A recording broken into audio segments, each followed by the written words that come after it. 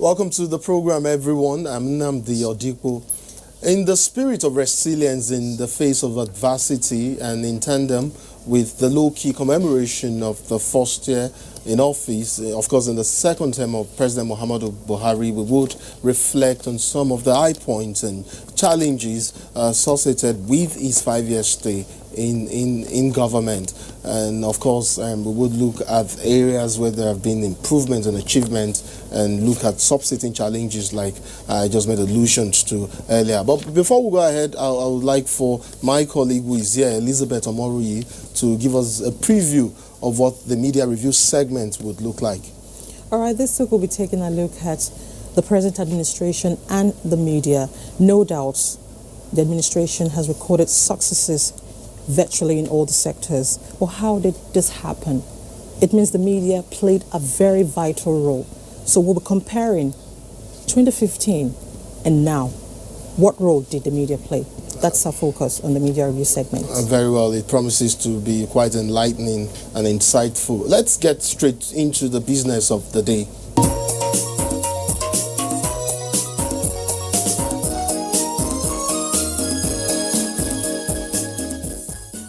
I'm now being joined by House Leader Ado Dogowa, representing Tudunwada Dogowa Federal Constituency of Kano State. Honorable, welcome to Insight. Thank you. It's my pleasure being with you. I also have the Senior Special Assistant to the President on Public Affairs, Ajuri Galali. Once again, Ajuri, you're welcome back to Insight. Always a privilege. Thank you. Ajuri, I'll begin with you. I'm sure you've seen a couple of ratings out there by civil society groups. They speak to different issues all surrounding the 5 years in office of President Muhammadu Buhari. I would like for you to do your own analysis now based on some of the product or some of the feelers we've gotten from some of this group.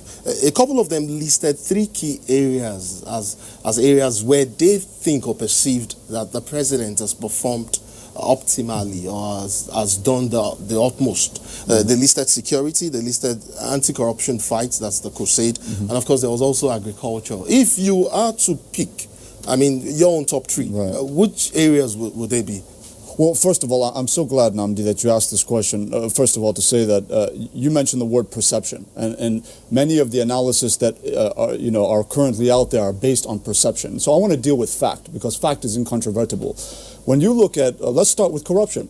When Mr. President took office in 2015, you had a situation where revenue-generating agencies such as Customs, NTA, NAMASA, JAM, and other government-owned enterprises, according to our audit, had not remitted up to over $20 billion to the Federation account between 2010 and 2015 alone.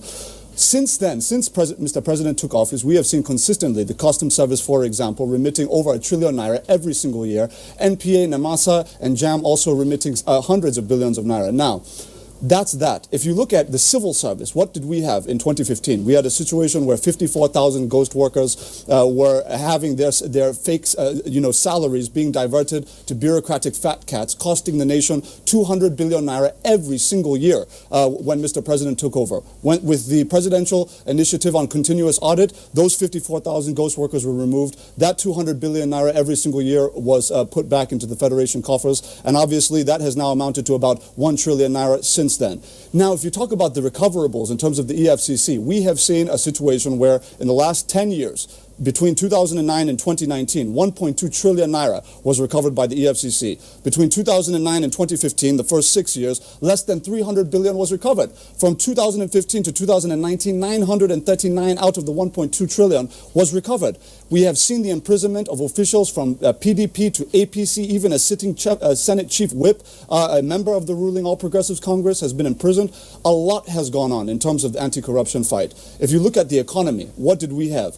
You had a situation where we were a consumption-based, import-dependent economy. The president had worked assiduously, particularly in agriculture, as you mentioned, to implement the anchor borrower scheme, which has provided low-interest credit facilities to millions of farmers, provided them with seedlings. He has slashed the price of fertilizer in half by establishing fertilizer blending plants, 22 across the nation, constructing 10 rice mills across the nation. That is how we've been able to maximize our local production of food and reduce our import bills, which which has enabled us to put that money into infrastructure, into social investment programs, and into many of the other things that the president has done. If you look at security, of course, very quickly, we all know what the situation was in 2015. All of us who were living in Abuja feared every time we left our house that a bomb could go off in a shopping plaza where we were, in a school where we were, in a motor park, wherever we were. And this was a concern. I personally reported on the This Day bombing, for example. So, look, we have not seen a bomb go off in Abuja since 2015. We have not seen bombs going off all over Kano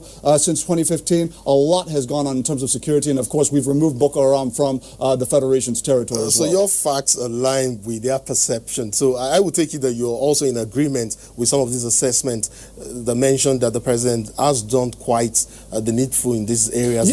Those who base those perceptions on fact, yes, but there are others who base their perceptions on a few selected data that don't tell the story of what's actually happened. Honorable, I'll come to you now, and you were part of the 8th National Assembly, if I do recall, and you of course you have an idea, you have a sense of what played out or transpired for the duration that the 8th National Assembly subsisted. The 9th National Assembly, the current National Assembly, and the executive would seem to have a cordial relationship, far from what it was during the 8th National Assembly. How has that helped in pushing forward and making more quicker issues of national interest?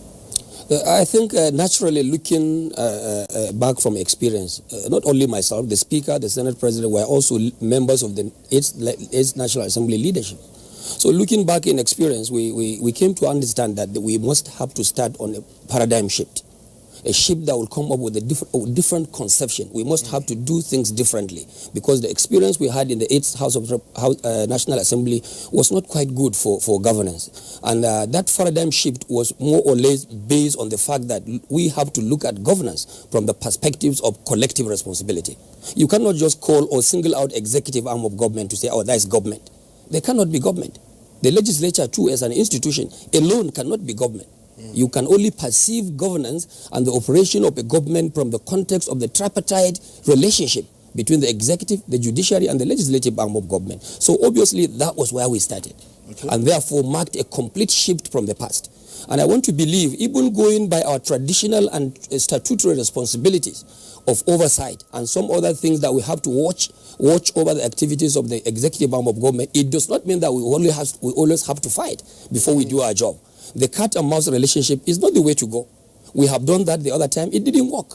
As long as you want to impact on the lives and welfare of your people, certainly the three arms of government must have to learn to work on the same page, so that at the end, governance could be delivered and good governance could be now made available to the people of the Federal Republic of Nigeria. After all, the key institutions of government, the executive, especially in the case of the president and the vice president, and the legislature as an institution, are elected products, elected by the people of the Federal Republic of Nigeria. And as long as you want to do fine with them, certainly you must have to reflect some kind of synergy, some kind of coded relationship with you. And I think so far we have done that, so far so good. And you may remember we came up also with what we call the 9th Assembly legislative agenda. The House has its own agenda, the Senate has its own agenda separate, but mostly, basically, the two sets of agendas are working harmoniously, and the direction or the perception of the leadership of the 9th National Assembly is for us to come up with a manner of working with the executive